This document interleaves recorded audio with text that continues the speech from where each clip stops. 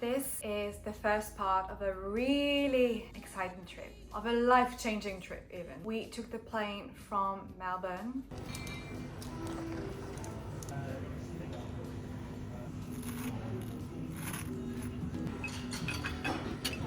Maybe do. Yeah. They start 11. Sortir de l'avion. What we got? Lip balm. Possédant white Toothpaste. glow. White glow. Discount. Nous avons aperitivo, Qantas Spice Bricks, white wine spritz avec finger lime and Davidson plum, smoked almonds, toasted Greek salad with lemon dressing, main, plain-based dining, tandoori cauliflower tikka masala and garlic fries, or garlic pepper chicken or braised lamb blah blah blah. Finish, cheese and crackers unis, person love cake, c'est avec rose et pistache tout ça. Ok. Les meilleurs. Et chocolate. Meat fly. Red rock deli chips, butter bars, biscuits, iconic Australian ice cream, and fresh whole fruit. A prior to arrival, vegetable curry samosa with mango chutney, bacon and mushroom quiche with roasted tomatoes. To finish, baked lemon curd cheesecake. Not bad, hein? C'est toutes les boissons, ça? On va commencer au spritz, mais ils arrivent déjà avec le champagne, regarde. Thank you. Thank you. Thank you.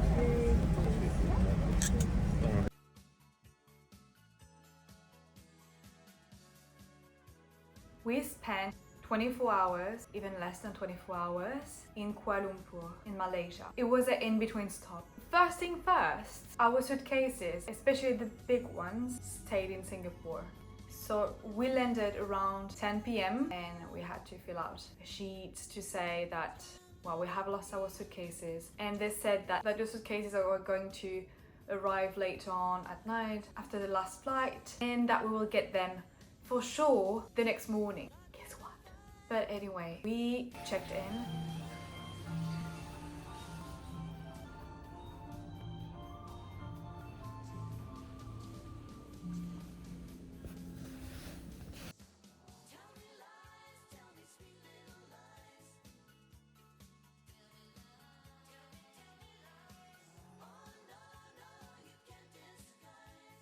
It was around midnight.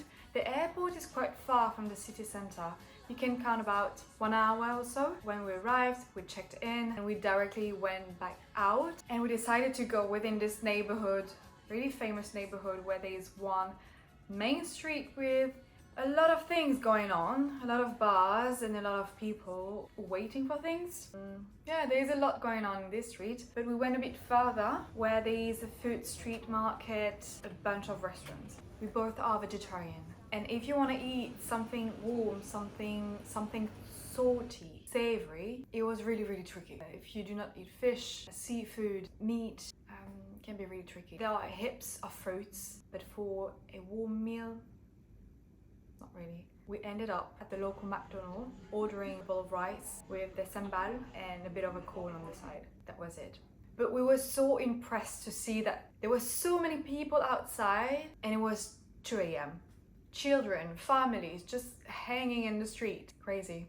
Went to sleep, and then the next morning woke up. We do not necessarily have breakfast at the hotel, especially not when we are traveling, because there are so many other food options around, but they offered it to us. And when you are in a great hotel, it usually means that they have a great buffet as well. And I think it's great when you wanna, well, first fuel yourself, but if you wanna have a taste of the country's specialties in a safer way, because it has been prepared in their kitchen. You have an English translation and they can help you and tell you how it works. Sometimes you have a way of preparing certain foods or teas or drinks, and it's always good to try out, so you can try a little bit of everything. I really enjoyed the teh tarik, so the pool tea. It's really sweet. It is condensed milk inside, but still great. Then we started wandering.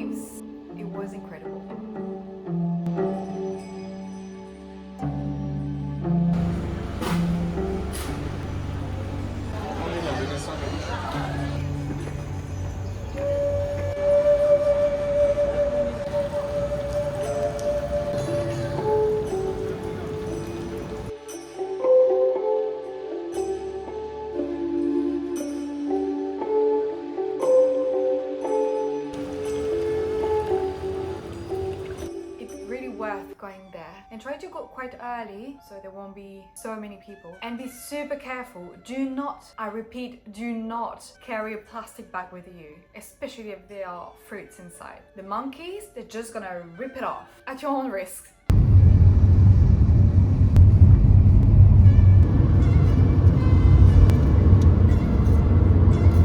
We usually use Grabs to go to one place to another. This is the most efficient way, and you have the AC, which can be a little relief for the heavy, warm, wet air in the city.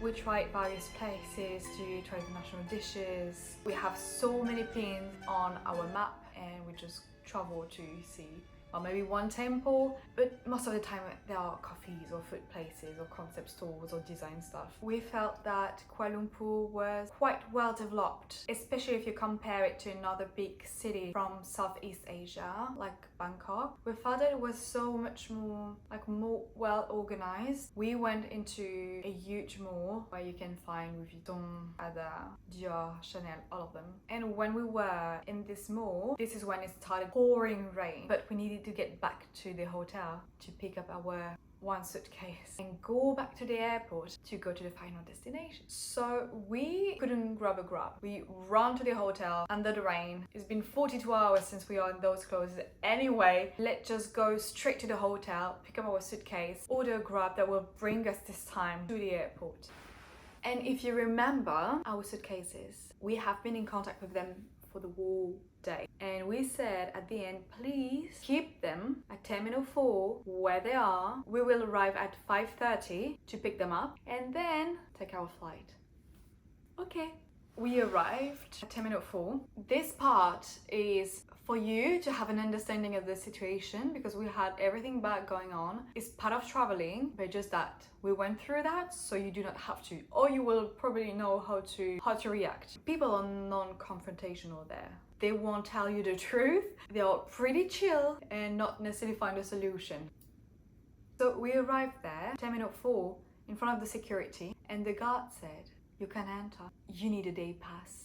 Oh, okay, they didn't tell us that we have to have a day pass. Where should I go? Well, you can go upstairs and go straight towards the back of the room and ask the desk there. Run upstairs, run to the back of the room, trying to find the desk. There were plenty of them. And ask each desk, where can we get a day pass? They didn't know. They're like, oh, for your suitcase, then you have to find a company. So you have to get to this company there. In the meantime, I was staying down with the other suitcases and trying to get more information on how to go to the other terminal, Terminal 1, where we were supposed to take our flight at 7 p.m. Well, to embark from 7 p.m. And he said, oh, just take the bus there, take the shuttle. It's only 2 minutes. I see my boyfriend coming with our 2 suitcases running. Come, let's go! Out of nowhere. Rush qui n'a servi à rien. Voilà, franchement, surtout quand on a seulement pris le Grab vers 17h, je me demande si ce serait pas arrivé à l'hôtel, tu vois.